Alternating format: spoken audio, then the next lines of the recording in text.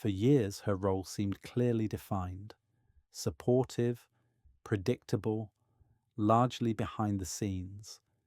But recently, that sense of certainty has shifted, not because of a speech, not because of an announcement, but because of a pattern that royal watchers can't ignore.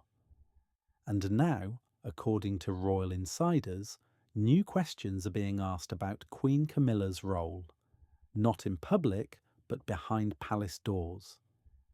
To understand why this matters, we need to slow down and ground this story in reality.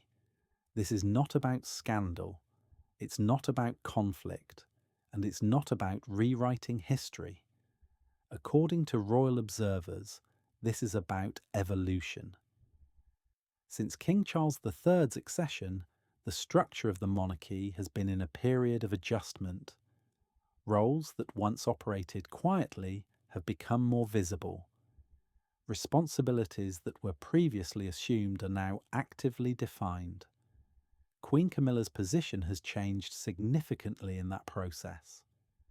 As Queen Consort, she holds a role that blends symbolism, support, and public responsibility, but without the constitutional authority of the monarch himself.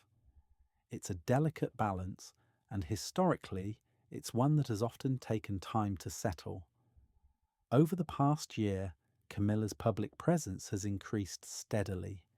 More engagements, more patronages, more moments where she stands not just beside the king, but as a senior figure in her own right. British media has frequently noted how carefully she has navigated this transition, favouring consistency, restraint, and continuity over visibility for its own sake. Which is why the recent attention feels different, not louder, not sharper, just more focused.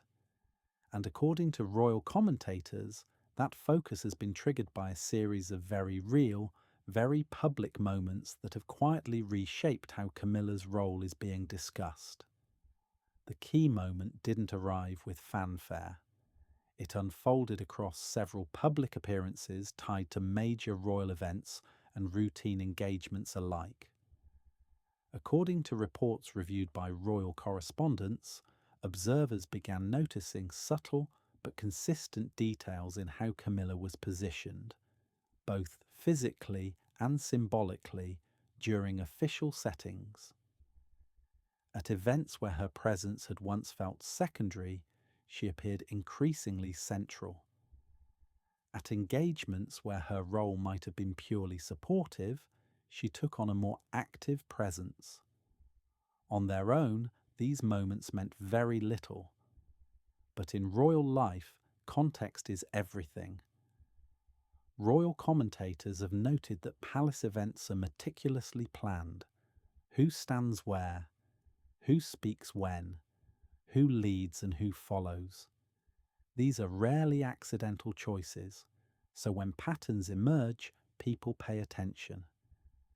According to several established British outlets, insiders began quietly discussing whether Camilla's responsibilities were being redefined, not formally, but practically. Not a change in title, not an expansion of authority, but a recalibration of influence. This raised questions. How visible should the Queen Consort be during a period of institutional transition? How much public presence supports stability? And how much risks overshadowing other senior figures? And where does the balance lie between tradition and adaptation? There's no official confirmation addressing these questions directly, but the timing matters. These moments coincided with a period when the royal household was operating under increased pressure. A lighter roster of working royals, heightened public scrutiny, and a clear need for continuity at the top. According to royal analysts, that environment naturally brings senior figures into sharper focus, especially those closest to the monarch.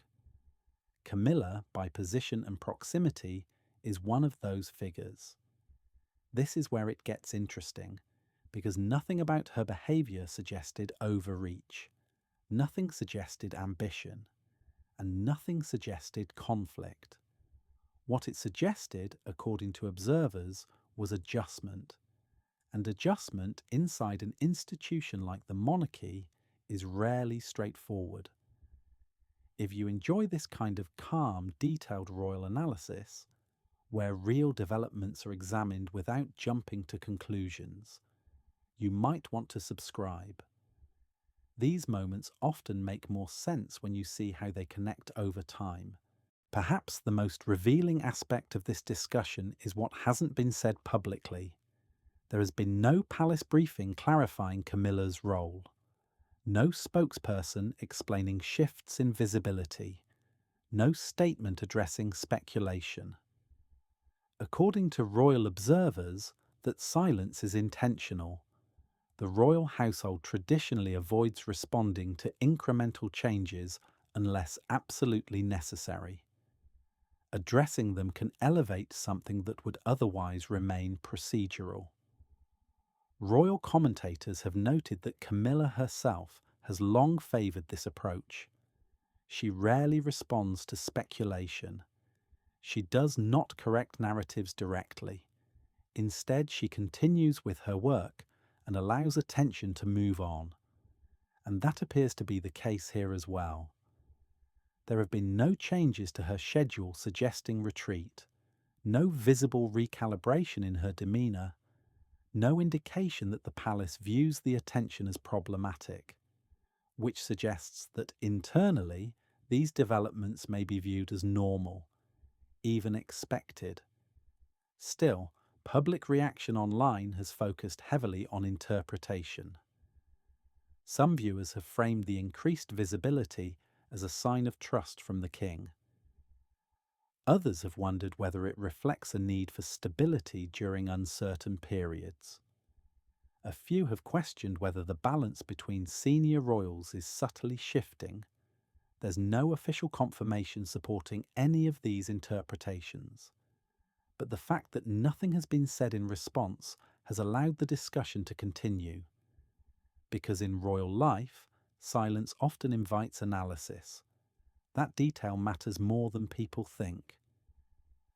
A lot of you watching right now aren't subscribed yet, and if you're enjoying this thoughtful, measured breakdown, it really helps support the channel. British media coverage of this conversation has been cautious. Broadsheets have framed the issue as part of a broader discussion about modern monarchy, rather than focusing on Camilla as an individual. The tone has been analytical, not accusatory. Royal correspondents have emphasised that the role of Queen Consort has historically been fluid, shaped as much by circumstance as by protocol. Several experts have drawn comparisons to previous consorts who experienced similar scrutiny during periods of transition. They note that visibility often increases before settling into a more predictable rhythm. Historical context matters here. Royal historians have pointed out that consorts frequently face heightened attention early in their tenure, particularly when the monarch's reign coincides with institutional change. Over time, these moments often fade as roles become more familiar.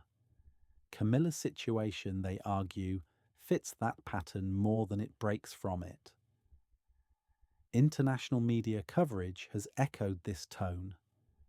Rather than framing the discussion as controversy, many outlets have described it as a reflection of how closely the modern monarchy is observed, and how even subtle shifts can become points of debate.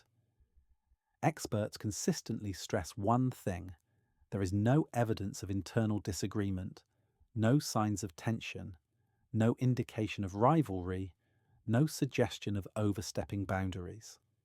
Instead, coverage has emphasised continuity and coordination. Which brings us to the bigger question. So what could all of this mean going forward? According to royal commentators, it suggests that Camilla's role is continuing to settle into its long-term shape, one defined by visibility when necessary and restraint when appropriate.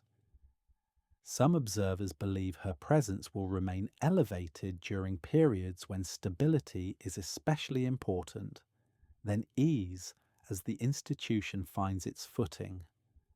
Others think this level of attention is now a permanent feature of modern monarchy, where every senior figure operates under constant observation. Both interpretations are possible. What's important is not to rush to conclusions. There is no indication of a power shift, no evidence of expanded authority, and no sign that traditional roles are being disrupted. What we're seeing, according to analysts, is adjustment, the kind that happens quietly, incrementally, and often without formal acknowledgement. Camilla appears to be operating within well-established boundaries, even as those boundaries adapt to circumstance. And the palace, by remaining silent, seems comfortable letting that process unfold naturally. This channel is about understanding these moments, not inflating them, not dismissing them, but placing them in context. So here's the question that lingers. Do you think the attention on Camilla's role reflects a meaningful shift behind the scenes? Or is it simply a natural phase in the evolution of a queen consort adjusting to a new era? When you watch her recent appearances, what stands out to you most?